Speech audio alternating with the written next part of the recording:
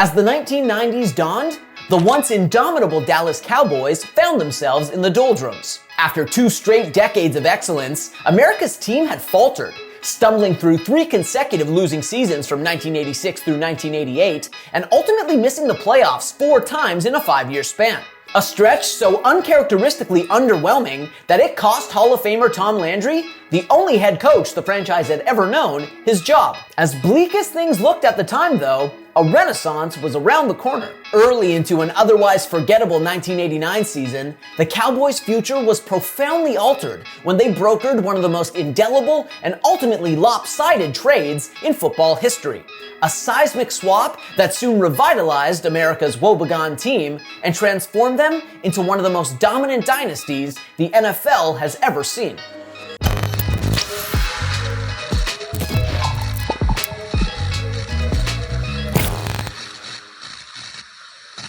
Once the NFL's model franchise, the Cowboys were in disarray by the mid-1980s. The glory days of Roger Staubach, who led Dallas to Super Bowl titles in 1971 and 1977, were firmly in the rearview mirror. And while the Cowboys continued to compete in the wake of his retirement in 1980, they never once threatened for another championship. By 1984, the Cowboys had descended into mediocrity, missing the postseason for the first time in a decade. By 1986, they were downright lousy, posting their first losing season since 1964.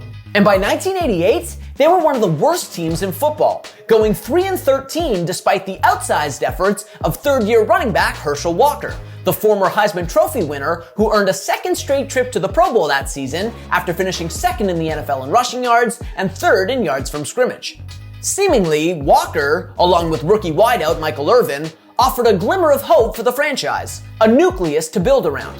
However, given his mounting financial woes, team owner Bum Bright couldn't afford to hang around to watch that ostensibly bright future materialize. After losing tens of millions in the Texas banking crisis of 1988, Bright sold the Cowboys to oil magnate Jerry Jones for $140 million in the winter of '89, the second sale of the sputtering franchise in a 5-year span. Little did everyone know, however, that Jones's purchase of the team marked the dawning of a new era in Dallas. Immediately after taking ownership, Jones fired Landry, the venerated innovator who had shepherded the team from day one in 1960. To replace Landry, Jones installed his longtime friend and former teammate at the University of Arkansas, Jimmy Johnson, who to that point in his career had only coached at the college level. Shortly thereafter, Jones, who had vowed at his introductory press conference to be a hands-on owner, also named himself as general manager, replacing longtime GM Tex Schramm, who, like Landry, had also been with the Cowboys since their inception. Now, the task of revitalizing the Cowboys rested on the shoulders of a head coach with no NFL experience and an overzealous oil man with no formal football experience. However, what Jones and Johnson did have was a unique sense of freedom.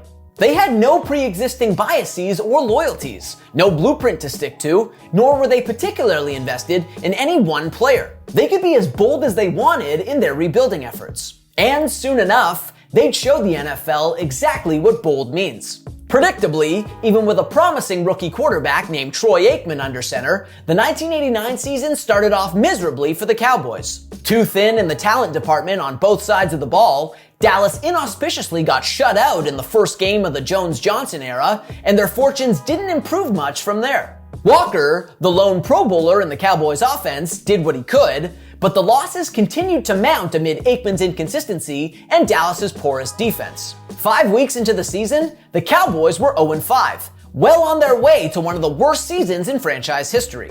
Ahead of their Week 6 matchup against the San Francisco 49ers, however, Johnson had a notion. A wild idea. The kind of outrageous, out-of-the-box proposition that could only come from someone with a fresh perspective. What if, Johnson wondered, we traded our best player? Not surprisingly, Johnson's idea to trade Walker was met with tremendous skepticism among his assistant coaches. In less than 4 full seasons with the team, Walker had made a considerable imprint on the franchise and its fan base. He had been the lone bright spot on some decidedly lean Cowboys teams, and at 27 years old, was still seemingly an organizational linchpin. As head trainer Kevin O'Neill later noted, the security code at the Cowboys facility was 3412, 34 for Herschel, 12 for Roger Staubach. However, Johnson reasoned that the Cowboys were terrible with Walker, whose power running style he wasn't crazy about anyway, and he insisted that the franchise still needed an infusion of draft picks if their rebuild was going to bear fruit. Although the Cowboys had done well in the 1989 draft, grabbing Aikman with the number 1 pick and bagging a bevy of future Pro Bowlers with their other early round selections, Johnson felt that they needed even more young talent to get out of the NFC basement. And so, despite widespread reservations, Johnson was on the phone with potential trading partners within hours of first broaching the possibility with his assistants.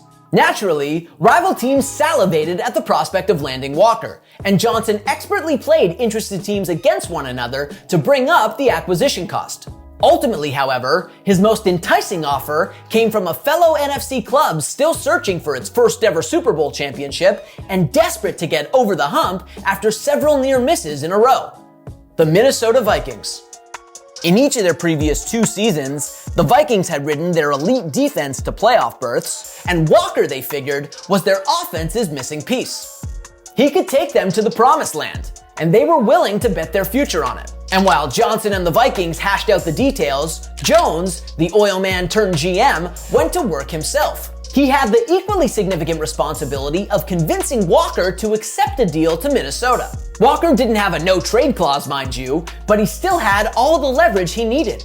He could threaten to retire rather than report to the Vikings. So, negotiations ensued, and Walker ultimately landed a handsome exit package for agreeing to the potential deal, including a bonus of more than $1 million from the Cowboys and a free house in Minnesota plus a Mercedes-Benz from the Vikings.